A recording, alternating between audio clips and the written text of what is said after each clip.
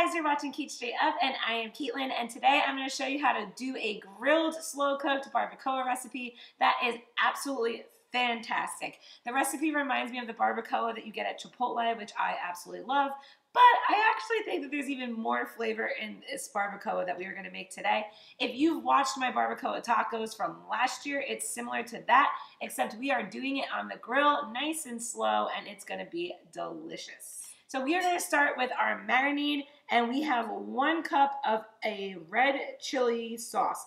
Any kind of chili sauce will work, an adobe. There's so many different kinds out there now. You just need a cup of a chili sauce. Anyone will work. After that, we are going to add about 1/4 of a beer just to get some nice flavor, alcohol flavor in there.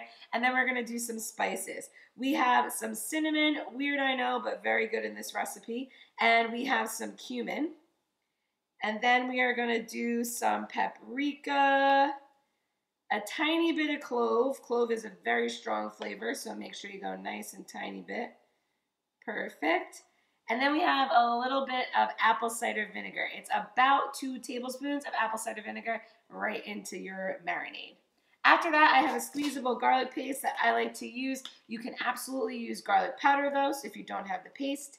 And then we just give it a nice whisk and get it all mixed together. Then it's time to get our meat marinating in our marinade here. So I have some top sirloin cuts here that I'm going to put in and get them nice and covered in this marinade. Let's talk about meat for a second. Any top sirloin cut will do, as well as a chuck roast. You want something that's a little bit tougher because this is going to cook on your grill for about 2.5 hours. It's also going to shred by the time that we're all done. That's when we know our recipe is complete. So we're going to want to have one of those cuts of meat. They work best for this recipe. However it's cut, if it's cut into kind of steaks like that, or one big one, that's fine, but one of those cuts would be best. So we're going to get it in our marinade, and then we're going to cover it, and you're going to want to marinate it for about 1 hour minimum. You want to give it time to sit in that marinade, but you can actually marinate it completely overnight if you want to. All right, now to the grilling part. So this is going to sound complicated, but I promise you that it is not. We are going to get our grill ready by cranking it up to medium-high heat and getting the grill nice and warm. As we're doing that, we're going to put our meat into at least 2 layers of a heavy-duty tin foil. We're going to pour a little bit of that marinade on both sides, top and bottom of our meat, and then we are going to wrap it up. Now here's the trick and how we're going to get this to slow cook on the grill. We are then going to turn off the burners on one side of the grill and turn them off completely on one side of the grill.